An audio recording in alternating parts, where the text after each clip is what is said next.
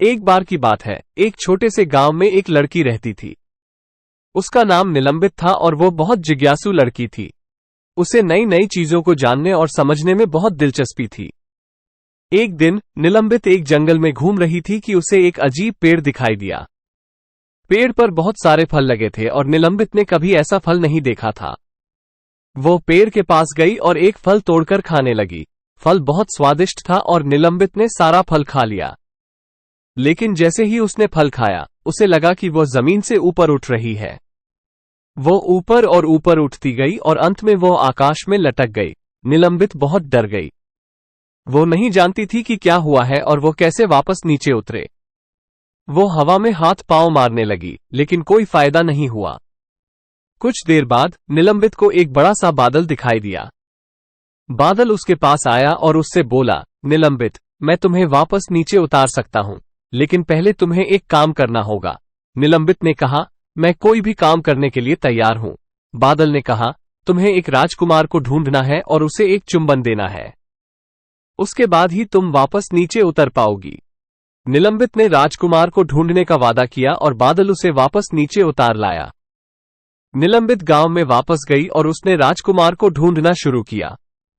वो पूरे गांव में घूमी, लेकिन उसे कोई राजकुमार नहीं मिला। तभी निलंबित को याद आया कि एक पहाड़ पर एक महल है। उसने सोचा कि शायद राजकुमार उस महल में रहता हो। निलंबित पहाड़ पर चढ़ी और महल में पहुंची। उसने महल में घूमना शुरू किया, लेकिन उसे कोई राजकुमार नहीं मिला।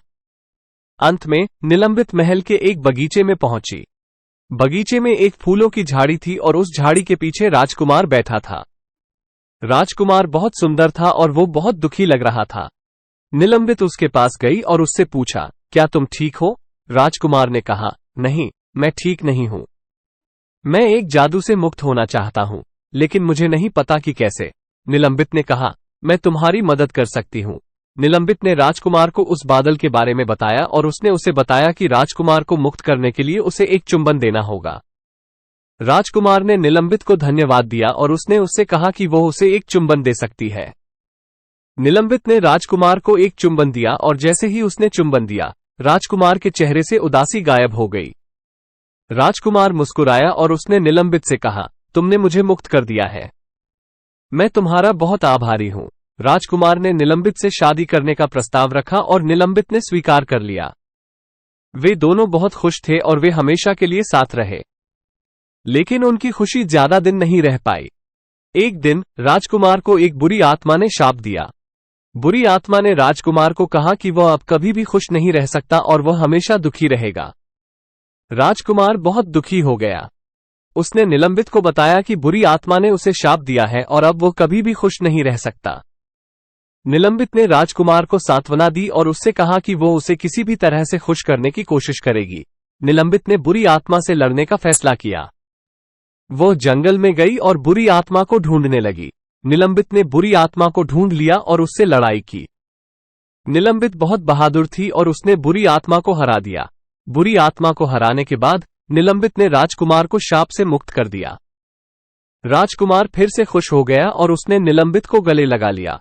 राजकुमार और निलंबित हमेशा के लिए खुशी खुशी साथ रहे। ये कहानी एक निलंबित लड़की और एक शापित राजकुमार की कहानी है। ये कहानी हमें ये सिखाती है कि अगर हम किसी की मदद करते हैं तो हमें भी मदद मिलती है। ये कहानी हमें ये भी सिखाती है कि बुराई को हमेशा अच्छाई से हराया जा सकता है।